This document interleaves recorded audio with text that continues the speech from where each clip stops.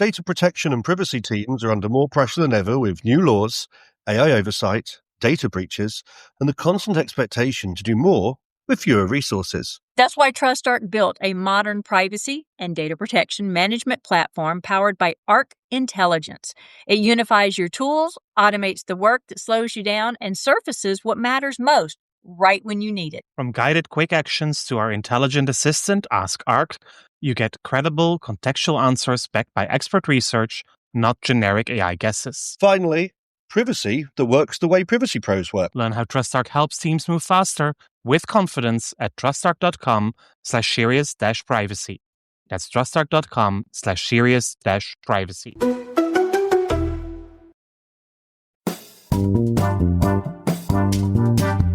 You're listening to Serious Privacy, powered by TrustArc. Here are your hosts, Dr. Kay Royal and Paul Breitbart. Hi everyone, summer is finally here in the Netherlands after what seemed like an endless fall, winter, and back to fall season with rain, and more rain. Suddenly, it's 28 degrees Celsius. I don't know what it is in Fahrenheit, but it's high. It's hot, it's sunny, it's blue, and probably by next week we'll be back to fall. In the meantime, the world is looking at the UK, at France, and the US for elections. So we'll talk a bit about election data, but of course we'll also catch you up on what's been happening in the world of privacy and data protection. And although we said during prep that this was a quiet week, of course it wasn't a quiet week. As always, my name is Paul Breitbart. And I'm Kay Royal, and welcome to Serious Privacy. So today, the unexpected question, if your pet could talk, what would they say? And the reason why I went with that one is because my pet would say, please, God, get us in our own house. I am so ready to be out of this one. I want my peace and quiet, please. My big cat sleeps under the bed now because there are two little kittens here that he doesn't want to be around. So it's like, oh, I'm sorry, baby. We're trying. Well, I guess Higgins would today tell me that, can you make sure that it's a bit cooler because I think it's too warm? It's too warm.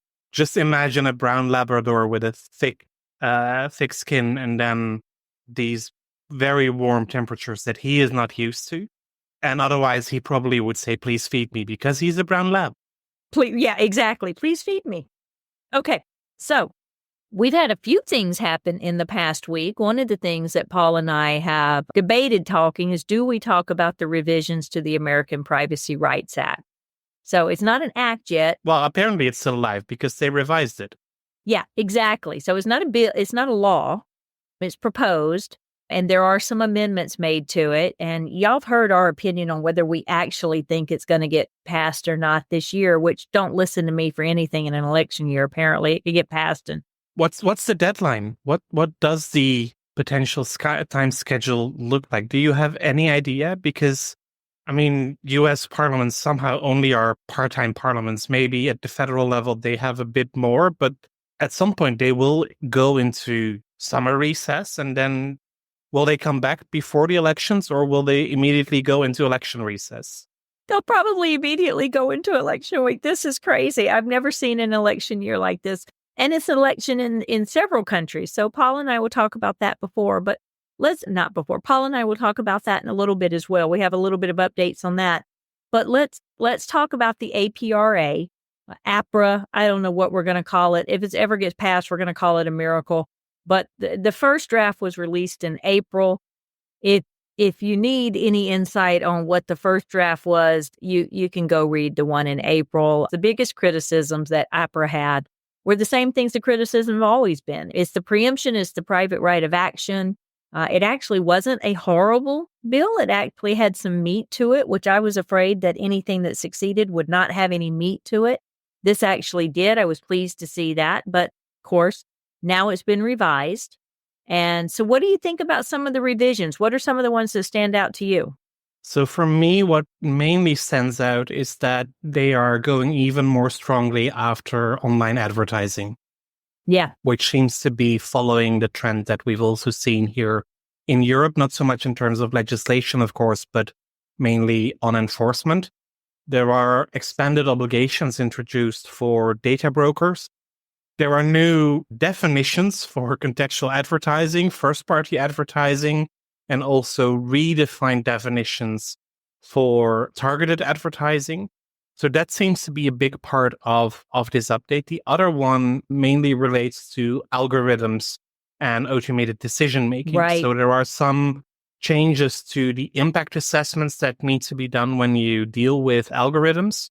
Also, what is a covered algorithm will be changed, and we'll hold off on discussing all these definitions until the text is final, because they keep changing for the foreseeable future, highly likely at least. Well, and they were also looking at taking out the expanded copper protections, right? Yes. And what I thought interesting is that there will now be an opt-out offered for so-called consequential decisions following automated decision-making or algorithmic decision-making. Basically, what under the GDPR would be known as a decision with a legal or otherwise significant effect. So it's not as a consequence of it is also as a consequence of the algorithmic decision-making, but it needs to be a significant effect. And you can opt out of that and also allow for a human review. Yeah, also you can request that the decision to deny or accept your opt-out not be made by automated means, but has to be made by a human, which is really interesting of how a company would... Are you listening, Meta? Right? How would you put that into play? It's very interesting. So we'll see how far that gets down the road as we go. But since we mentioned it, let's talk about the elections. Yes, we have elections coming up. Believe it or not. Well, this weekend, the first round of the snap parliamentary elections in France. Next week, Thursday, the 4th of July, US Independence Day, but also the elections in the United Kingdom. And then somewhere the first Tuesday in November, I believe, the US has a few elections. Yeah, we have a few coming up, which, by the way, we get a lot of questions. This is interesting. I went to the State Bar Conference a couple of weeks ago when Paul and I were both doing our traveling, and the clerk checking me in said, okay, can I ask you a question? The question they wanted to know was, can Trump pardon himself if he wins the election? And he said, we're not supposed to talk politics with guests. I said, well, you're not actually talking politics. You're asking a legal question. Can the president, irrespective of who he is, pardon himself of convicted crimes? Or herself. Let's pretend at some point we get a woman. Can a president pardon him or herself of convicted crimes? No. Or family members, for that matter. Yeah. But here's the thing. The conviction in question is a state conviction. Convictions, I think there's 34 of them, is a state conviction. So a federal president cannot pardon a state crime. It would have to be the executive officer of that state, in this case, New York.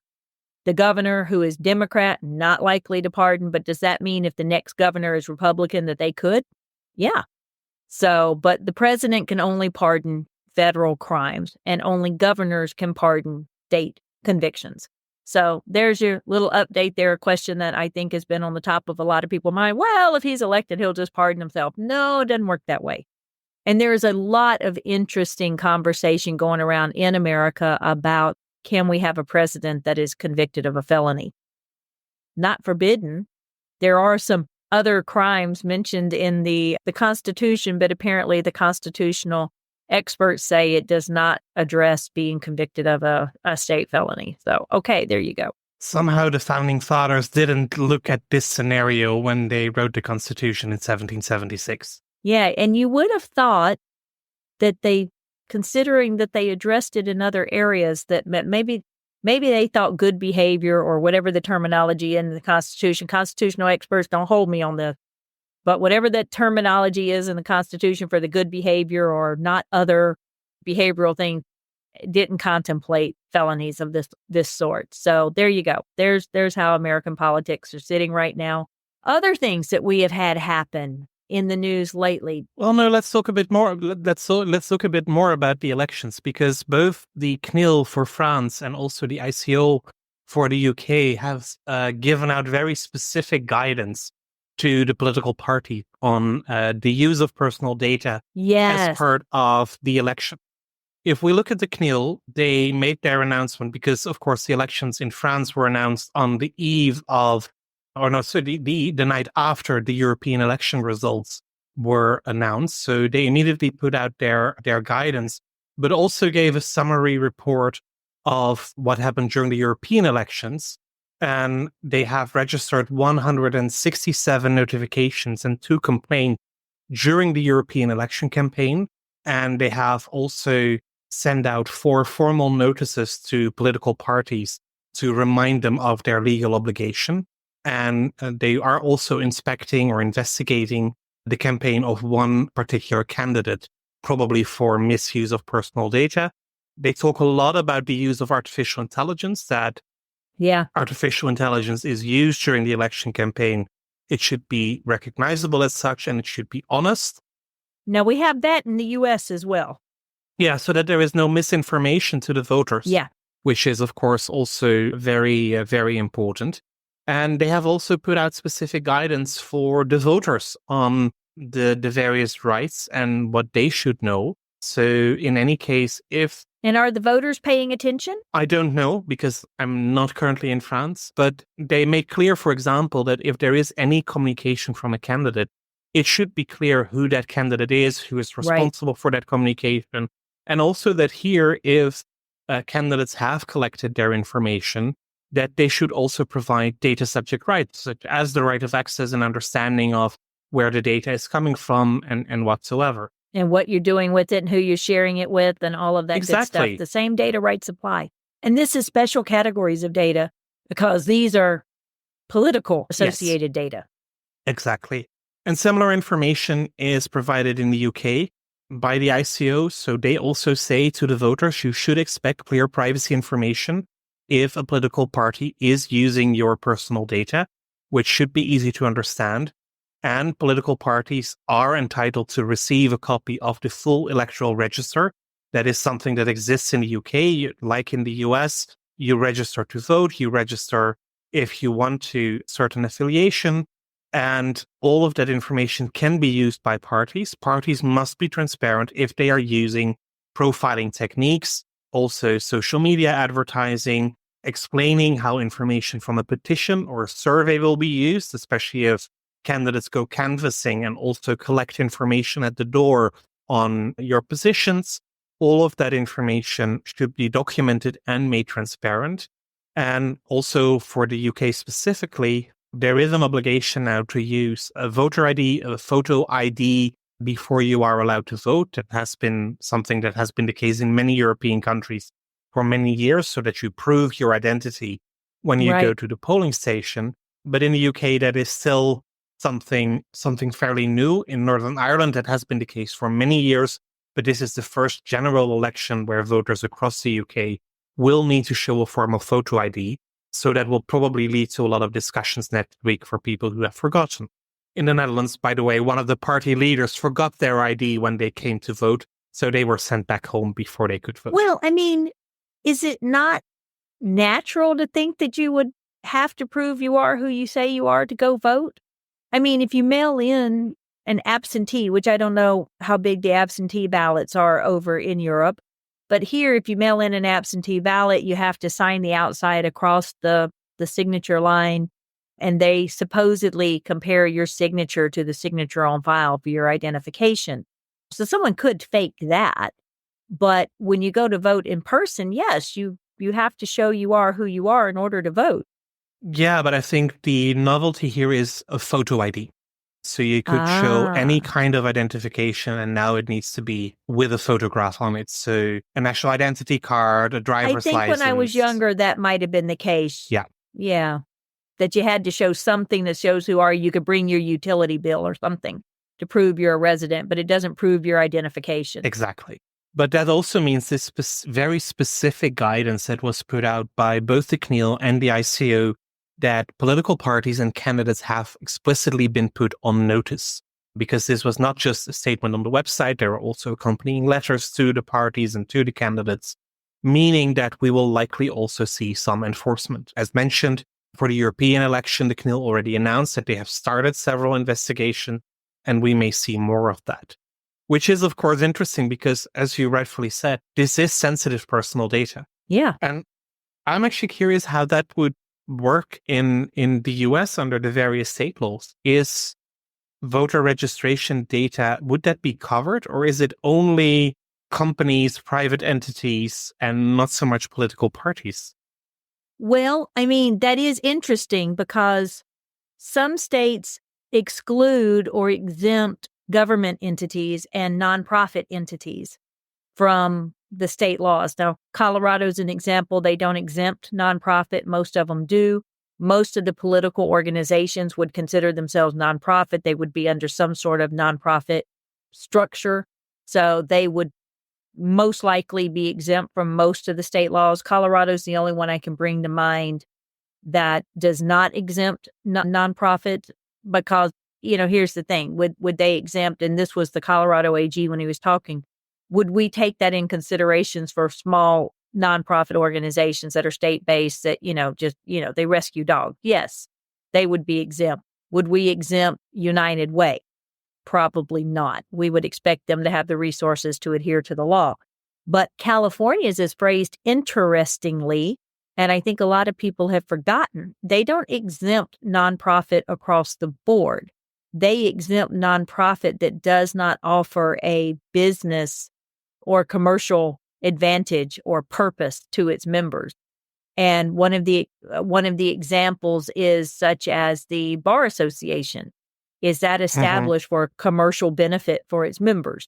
So a political organization might very well fall under the not exempt from the exemption kind of thing. But I don't know that anybody's looking at that level of detail or if the regulations they promulgated since have just reinforced the language of nonprofits being exempt. But originally, it was not all nonprofits exempt. It was whether or not they offered a commercial benefit to its members. So that was interesting.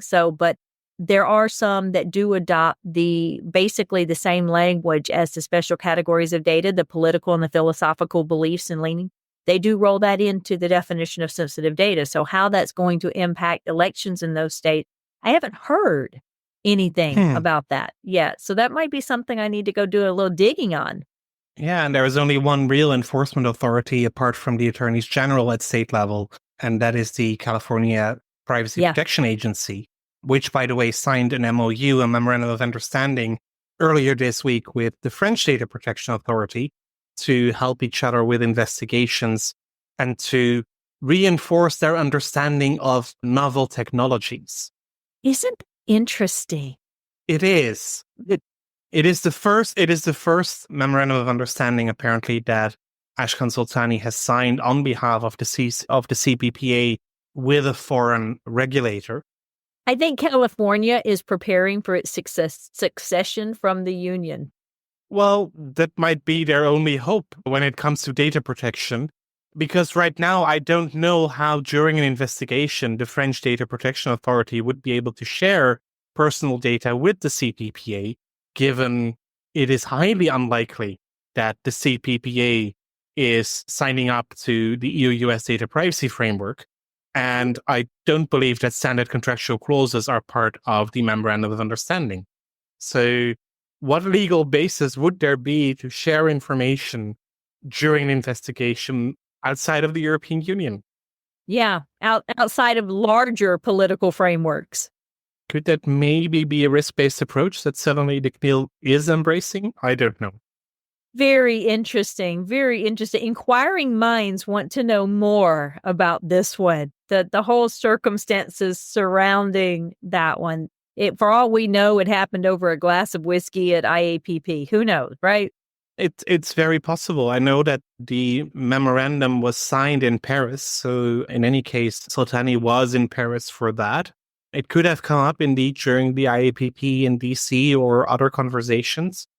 Yeah. Also, it doesn't bode well for California big tech if the French and the Californians are going to partner on this, and if the Californians are going to have similar MOUs signed with other authorities. So also here, new technologies. You may want to keep an eye out on the Global Privacy Assembly in Jersey. Yes. Because I expect more memoranda of understanding to be signed there between multiple DPAs, typically the occasion for such things. Nice. And it would have to be over a glass of wine, given Napa Valley in California and the French wine country. So Yes, although I'm not sure about Californian whiskey. There is French whiskey, which is pretty decent. So I have never heard of California whiskey. I'm sure there is. There are whiskey connoisseurs out there. I am not one of them. Y'all know my favorite wine is whiskey, but I'm still not a big drinker. Okay, let's just put that on table. One every other year or so, and I'm good. But we do have a few other things that have happened this week. We do have a few other things that have happened this week. Some of them really interesting. Well, let's stay over in Europe for a little bit. So the Norwegian Data Protection Authority was barred from imposing daily fines on Meta and other international companies ruled by the Privacy Board. And now you want to know, what is the Privacy Board? Right? So Norway has an interesting model because they have a two-tiered system.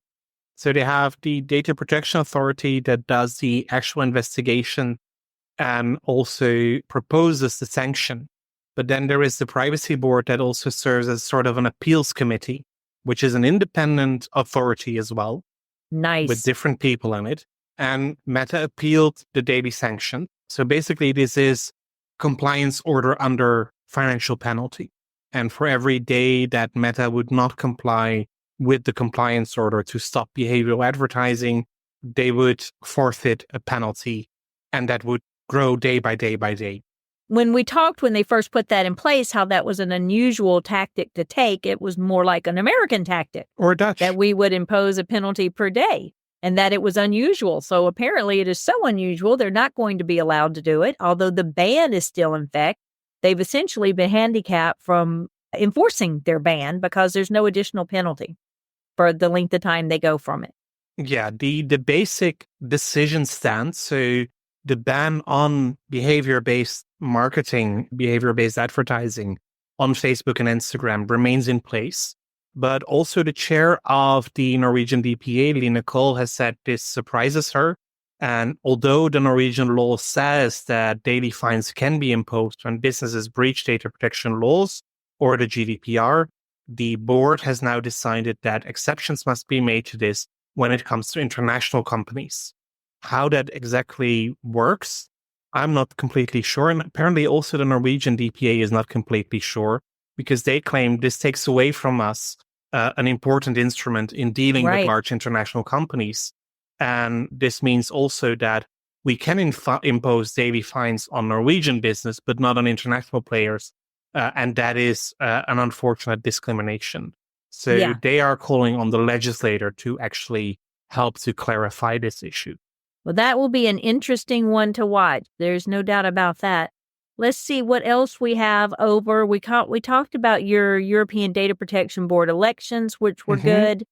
Let's see what else is. There's quite a few going on. I'm just trying to comb through them, which ones we want to talk about. We talked about the APRA.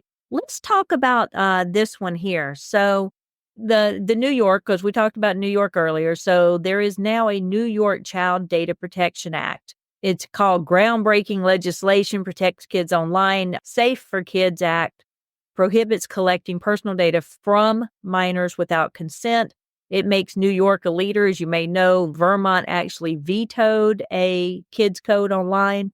New York is actually picking it up. But what's really interesting about this in states wanting to pass these extra protection to address youth mental health is that the U.S. Surgeon General, Dr. Vivek Murthy, pushed for warning labels on social media platforms to alert parents to potential mental health risks to teens. He emphasized congressional action, comparing it to past public health campaigns such as against smoking, tobacco, alcohol, different things like that. So saying that this is a public health concern for mental health risks to teens, that tech companies need to improve on safety features, and they need to share internal data on health impacts where they have it. So I thought that one took me by surprise. I know there's been a lot of conversation about how bad social media impacts youth. And this is not just in the U.S. Japan limited online time for youth. Of course, parents are always able to override these, but trying to restrict the amount of time that youth spend online, given the overwhelming concern, not necessarily just about child sexual abuse online, but their mental health in reading bullying comments or participating in bullying others, or the hateful things that could be said online, or the types of actions that go viral. Remember the whole Tide Pod thing, and please don't eat the Tide Pods, they can kill you. Well, that was a TikTok challenge. And there's a lot of these challenges asking teens to do things. The one teen who was a significant driver in convincing her boyfriend to commit suicide, encouraging him on social media to do so. So there's a lot of concern about the mental health of kids online. For heck, let's just say there's a lot of concerns about adults online too. However, they seem to think that we have the capacity to make such judgments for ourselves. I'm not convinced that we are. Let alone for our kids. Persons are smart. People are stupid. You put us in that pack mentality and anything can happen. So while we're at children's data, can you tell me a bit about SpongeBob and privacy? Oh my goodness, this SpongeBob thing. So yes, so the California Attorney General back in California again. So Rob Bonta's making headlines left and right, but this was in conjunction with the Los Angeles City Attorney Heidi Feldstein Soto. They announced a settlement with Tilting Point Media with the mobile app game SpongeBob Krusty Cook-Off. It says that they violated the CCPA, they violated COPPA, they had strict injunctive terms to ensure compliance with data protection laws, including obtaining parental consent and proper configuration of the third-party software. So it's interesting, a $500,000, let's put that in terms, a $500,000 settlement with Tilting Point Media. I have no idea how big a company Tilting Point Media is, but collecting and sharing children's data through the mobile app game SpongeBob Krusty Cook-Off. I have no idea. I know what SpongeBob is. I have no idea what the game is, but that would have had to come to someone's attention through a complaint or something, or the Attorney General's office did say last year they were kicking off and focusing on mobile applications and their privacy activities and everything like that. So it could have come to their attention for that. I'd have to dig more into the story. But there you go. Even SpongeBob is not safe from violating data privacy laws and being held accountable. So take that to the bottom of the ocean, you big yellow sponge pants wearing thing. Okay, I have absolutely no idea what you just said, but I guess... You don't know what SpongeBob is? Well, I mean, I've seen it. I've seen the images, of course, but I've never watched it because... I haven't watched the show either unless my children forced me to sit through it. And that's even in just bits and pieces. I'm not a SpongeBob fan. I'm glad my grandchildren are not SpongeBob fans. I don't know. I think it's stupid. But I think there's a lot of things out there that are stupid that would probably get me in trouble with some of our fans, like Ren and Stimpy and Dumb and Dumber and some of these other things that I just think are, well, no. Okay, well, for me, when I look back at my youth, it's things like the Fraggles and... Fraggle Rock? Fraggle Rock, exactly. Mine was Wile E. Coyote and Bugs Bunny and Roadrunner and Elmer Fudd and everything. So I got the classics on my side. Yeah, I mean, those as well. So, yeah, all these modern cartoons, they just don't mean anything to me. But that's with me. I mean, I have no kids, so I'm not forced to watch any of that. Well, there you go. So there's another one. So Meredith Whittaker, the president of Signal, has been criticizing governments for exploiting public distrust of big tech to justify encroachments on user privacy under the guise of addressing legitimate concern. Now, y'all know what Signal. Y'all know what Signal is, right? So, but she's arguing that the efforts to undermine the encryption and expand surveillance capabilities only exacerbate the core issues of data collection and manipulation by tech giants. So here's the thing. This is where government is wanting to have a backdoor into messaging. Paul and I talked about this a few weeks ago on the show. I'll make sure that I pull up the link for y'all on that one. But this is where the government is pushing that things shouldn't be encrypted end to end, because then there would be no visibility for any type of surveillance. And sometimes that surveillance is deemed necessary by government to prohibit terrorism or CSAM. Human trafficking or something along that line. Yeah. So she's saying that they're exploiting this fear to encroach on privacy for individuals. And Paul's comment back then, and I'm sure it's the same right now, is that if you create a backdoor, you create a backdoor for everybody, and you can't Yeah. rely upon the good intentions. It's a very slippery slope. And that Yeah. is a continuous discussion because, as you know, we spoke about CSAM earlier this year, the European legislation that's forthcoming.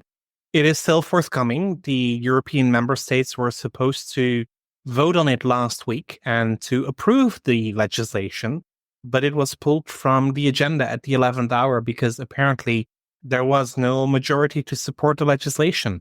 So it has been postponed. It will come back probably later this year, but more negotiations are needed, which actually, in my view, is a good sign. Because if it would have been voted now, it would have been adopted. And that doesn't mean that's the end of it, because Parliament also still needs to approve it. But yeah, for now, it was pulled in the European Union. And Maybe- government doesn't need entry into all of our communications. No, I mean, our smartphones have really become our most intimate device, the most Everything. intimate thing that a human being can own. It knows more about ourselves than we do ourselves, probably. So to provide access to law enforcement or a government and have people scan and then automatically report to law enforcement content that may be on your phone that may or may not be breaching the law, that is a dangerous precedent. And of course, when you are talking about child pornography, yes, it should be fought. But it is the slippery slope, and I'm not going to repeat the whole discussion that we had in the day, but what about certain countries fighting LGBT content? Right. Maybe a right-wing politician who wants to go after climate or Palestinian activists. So, Yeah, yes, where do you it draw is- the line? Where do you draw the line? Where can you enforce the drawing of that line? That And- is an even more difficult question. So it's not that we're saying that government shouldn't have access. We're saying that it shouldn't be unfettered access. There should be There's some checks and balances. rules in place, checks and balances, and they should be real. If, like I said, if you go pull the transparency reports for mobile phone carriers and different social media platforms and look at their transparency reports of how many requests they get and how many they fulfill, they can't do it in real time. They have to do it on a delayed basis. But how many they get, how many from the National Security Agency? I mean, there's a lot of requests, people. And sometimes it's just, I know law enforcement do the best job they can, but sometimes we think maybe these 10 people, but we don't know. We want to look at their social media so we can get a better idea. So they don't even have it is this person 90 to 1. Yeah, absolutely true. So one final thing, and that's a small shout out to ZoomInfo for obtaining the very first Trustee Responsible AI certification. Yes. You've probably heard us refer to these in the ads that are around these episodes, thanks to our sponsor, TrustArc. But the first company has actually done it. So well done, ZoomInfo, for that. Yep. Congratulations. And with that, we bring our episode to an end. And if you like these episodes, do share them with your friends and family and, of course, your colleagues. Join the conversation on LinkedIn. You'll find us under Serious Privacy. You will find Kay on social media as Heart of Privacy and myself as Europol B. Next 2 weeks, we have some guests for you in store, so look out for those. We won't reveal yet who we have, but they are both exciting guests. Until next week, goodbye. Bye, y'all. That was Serious Privacy.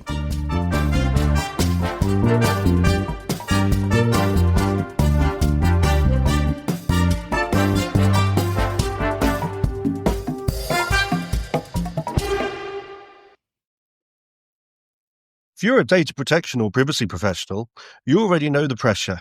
Non-stop regulatory change, AI oversight, internal demands, and the expectation to somehow stay ahead of it all. And the old patchwork of tools just isn't cutting it anymore. No.